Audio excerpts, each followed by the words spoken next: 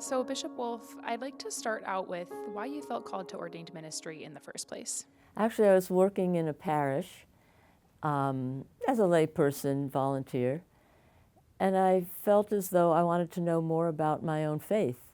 This was 1974, when women were yet to be officially ordained. There was a scholarship offered to women who would consider ordained ministry.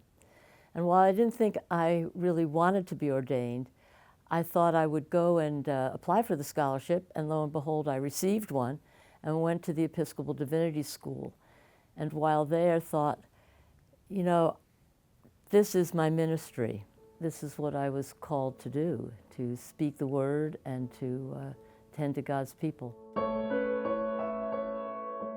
In the summer of 1974, I received a telephone call from church friends, and they said, "Are you doing anything today?" And I said, "No." And they said, "Well, wear a skirt, and we're going to pick you up and take you on a mystery trip." An hour later, I found myself at the Church of the Advocate on July 29th, 1974, when the first women were being ordained.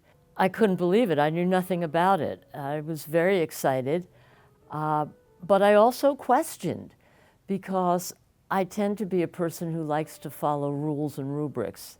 And so I was jarred a bit. When I walked in, there were people carrying signs and placards, and there were newspaper people, police. For some, it was a grand occasion, and for others, I noticed that it was a time of great heartache. I have to say that I was torn between being very happy for the courage of these 11 women. On the other hand, I felt uncomfortable. There were very few parishes in 1977 that would even interview me after having been ordained to the priesthood. And I went to the interview at St. Martin in the Fields in Chestnut Hill, Pennsylvania. And the rector there was Frank Griswold, who baptized me years before, who sponsored me for ordination, with whom I worked as a seminarian assistant. He asked me if I would join him. And he was a marvelous teacher, great mentor. Little did I know that 20 some odd years later, he would become the presiding bishop. And our friendship never waned. I was always a great supporter of his, even if I disagreed with some of the stances he took.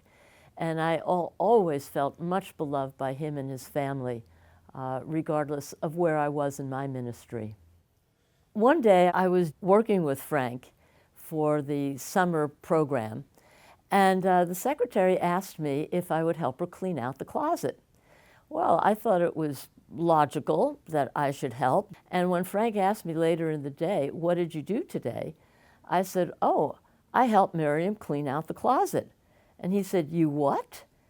He said, "Now wait a minute, that's not what a priest does. You're training to be a priest." And of course that was very helpful, because as a woman, I guess I was enculturated to think that I should help in that particular role. And I worked with Frank for almost 2 years. And then after that, I was called to a small mission in inner city Philadelphia. One day I walked into the bishop's office, I can't even remember why, and the assistant bishop came out and said to me, "Would you mind if I appointed you as the vicar of St. Mary's Church?" And it came totally out of the blue. And I said, "Well, Bishop, I've never seen the parish, I've never met the people." He said, "Well, you will meet the people, I'll set up an interview, and you're going to be interviewed as the vicar." Well, I went to the interview. Before that, I went right upstairs to the church, and I had this incredible feeling that Jesus was absolutely present with me. I then went downstairs for the interview, and it was quite interesting. It was 1980, very few women priests were in the diocese at the time, and one of the first questions was, "Do you know how to genuflect?" And I said, a double or a single. I was being pretty smart. And they later had other questions, and then one was, could I fix the roof? Because the roof had several leaks, and I said I had never fixed a leak in the roof before.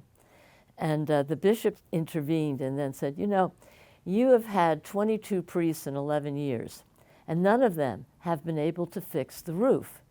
But if anyone could fix the roof, I think it would be Mother Wolf.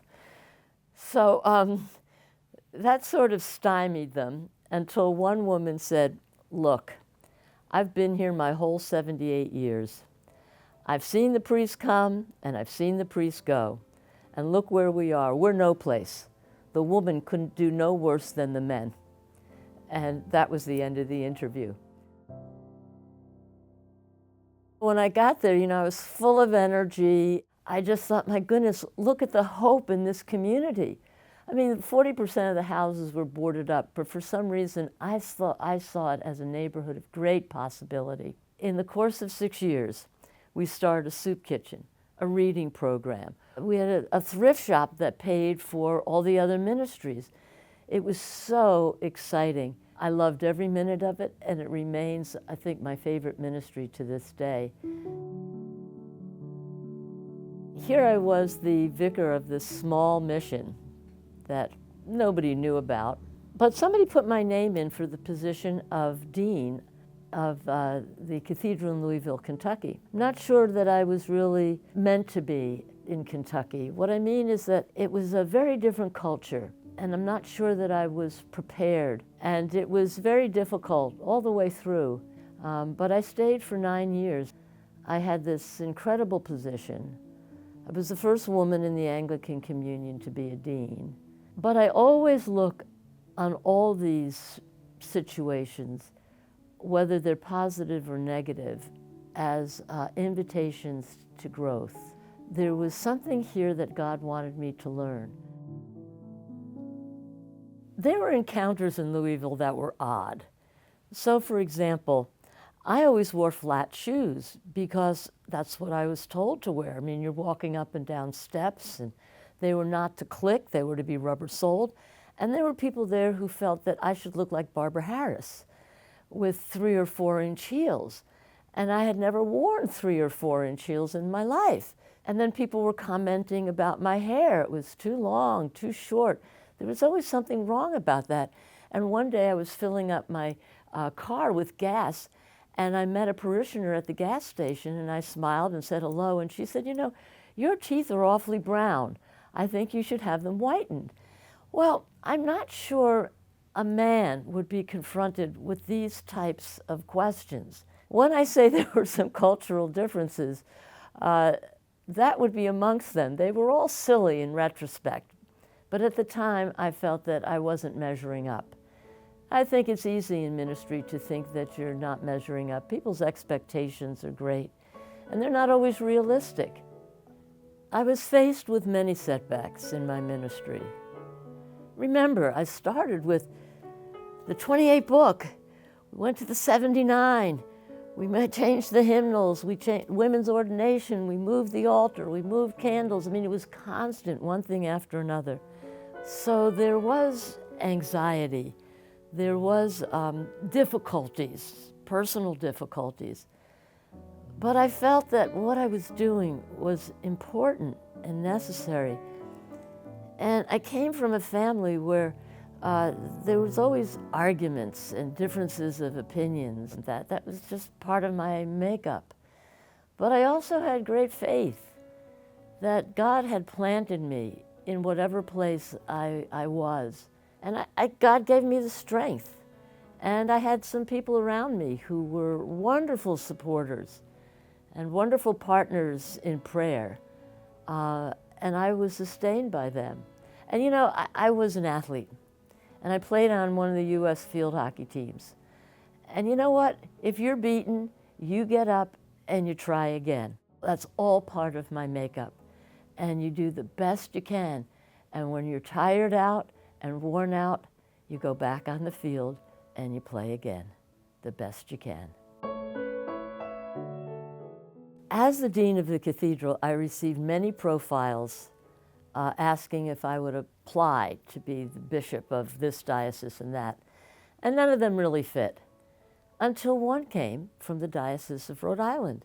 And then the day came when the election of the bishop occurred. So there I was with 8 other people who were nominated. And I was elected, I'm not sure whether it was the fourth or fifth ballot, right away by the lay people, but it took the clergy a bit longer.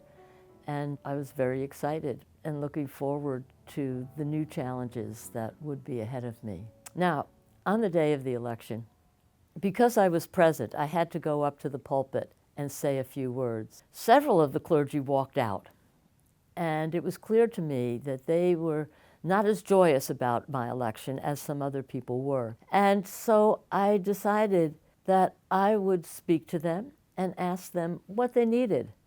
When we got together, basically they said, we need you not to come to our parish for a visitation.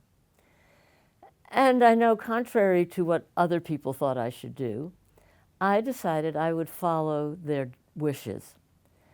And together we would choose a bishop to make the visitations to their parish for confirmation.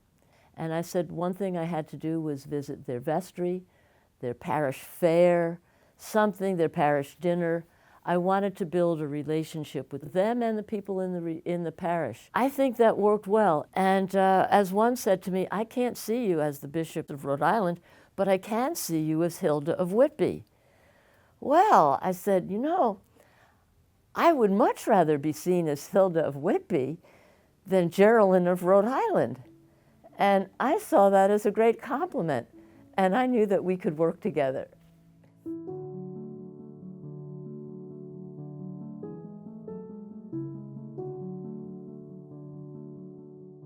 My time prior to ordination was with people of very different backgrounds, racial groups, and especially groups in the church that were conservative and liberal.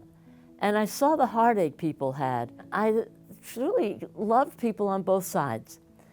And I saw the authenticity of faith. I constantly tried to find accommodation for both sides. And that's what I did in my whole ministry. Now, it wasn't that I didn't make changes. I made significant changes, except that I could feel the agony in the hearts of both. And I tried to do this with some level of sympathy and timing. You know, I could understand those who were so opposed to the ordination of women, or so opposed to the ordination of gay people. I also understood those of great faith who were gay and perhaps felt very outside the church and very misunderstood. And so it was always personally very hard for me to come to a definite decision about something. I wanted to work with both sides. In the end of my ministry, the very last Saturday, a woman died from a very conservative Anglo-Catholic parish, and she had requested that I do the funeral. Well, I never did anything sacramentally in the parish, but the senior warden invited me to come, and I did. And I had worked with that parish for 17 years. And on that day, only 4 people didn't receive communion. After I resigned from the Diocese of Rhode Island, my husband and I moved to Manhattan. It was one of those bucket list moves. And while we were moving in, Bishop Provenzano, who I knew from the House of Bishops, said to me, how would you like to come and help me in Long Island, doing some visitations? And I said yes, I would give it a try. And then not too long afterwards, how would you like to become the bishop assistant? And that's what I am now. And I have to say, this is an experience that has redeemed my whole ministry. Here, there were lots of women. There are lots of women. And I have been wonderfully embraced. Of course, I don't have to make any decisions. And that's the best of all. I just go and meet with clergy and people. And that's really the heart of the ministry, isn't it? And that's what I have been able to do here in Long Island, and I so appreciate it.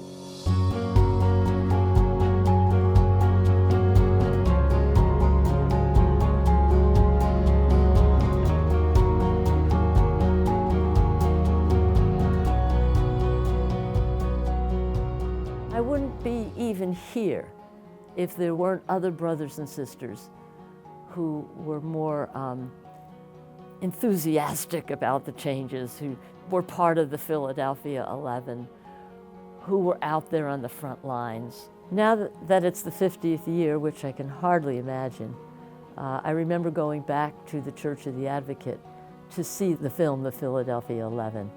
And it was a great day because many of the original women were there, some of whom I knew quite well. I was not that person. I was just slightly behind. I had my own plow, and I was plowing through the ministry within the context of the church at large, the local parish, the local cathedral, the local diocese. And I'm glad God gave me the strength to do that.